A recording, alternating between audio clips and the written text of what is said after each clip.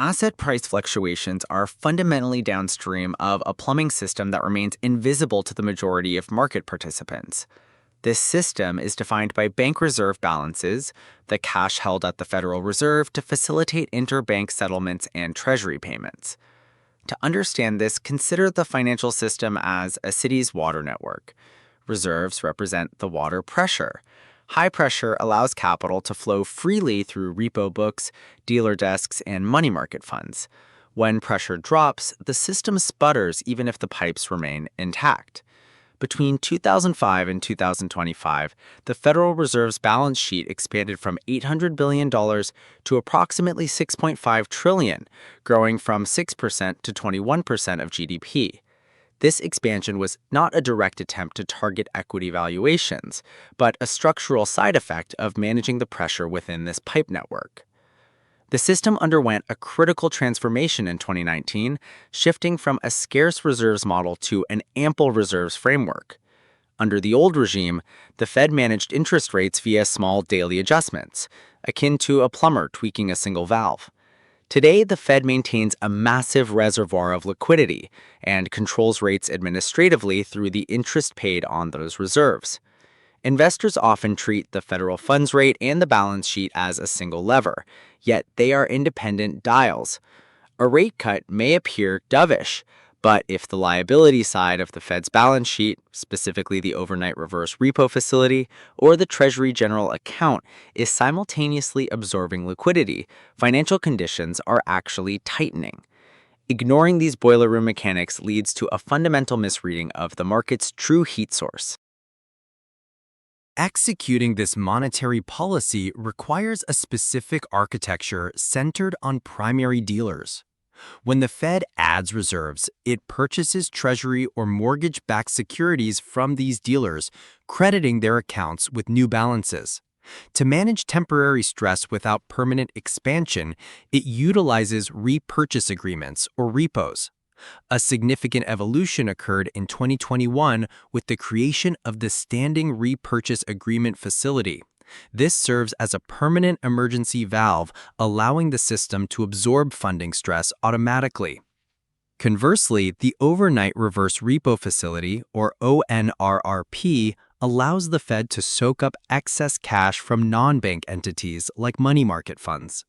This separate pipe is necessary because the Fed cannot pay interest to these entities directly. The pricing of capital is defined by a corridor formed by the interest the Fed pays on reserves and the ONRRP facility.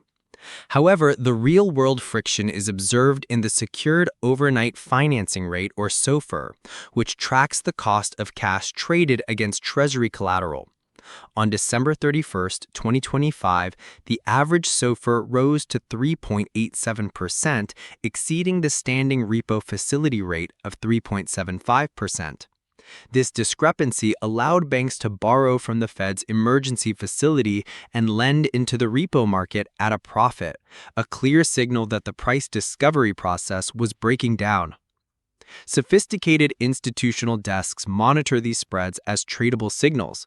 For instance, between May 2023 and January 2024, ONRRP balances plummeted from $2.2 trillion to $700 billion as money moved into higher-yielding Treasury bills. This multi-trillion-dollar migration acted as a massive liquidity injection that went largely unnoticed by retail investors focused solely on headline policy rates. Systemic vulnerability emerges when reserve scarcity meets a spike in collateral demand. A recent example occurred last December when ONRRP balances spiked to $106 billion on December 31st for regulatory window dressing, before dropping to $6 billion 2 days later. This volatility, coupled with a surge in standing repo facility usage, is structurally identical to the September 2019 repo market seizure. It confirms that reserve scarcity does not begin with a policy announcement. It manifests as subtle spread widening in obscure funding markets before triggering a forced policy reversal that moves every asset class. Since June 2022, the Fed has engaged in quantitative tightening, or QT, reducing its balance sheet by allowing securities to roll off. Crucially, QT does not drain bank reserves linearly.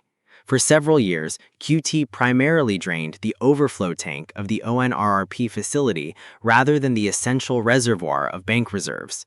It was only when this overflow tank neared depletion that QT began pulling directly from the reserves banks required to function, leading to the plumbing strain observed in late 2025. This strain ultimately forced the Fed to conclude balance sheet reductions in December 2025. The transmission of these mechanics to equity and bond markets is direct. Tighter reserves increase repo rates and financing costs for leveraged entities like hedge funds and mortgage REITs. This leads to forced deleveraging and reduced market depth.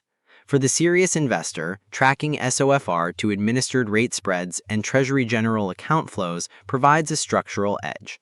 Understanding these recurring failure patterns allows one to identify systemic leaks before they manifest as a market-wide flood.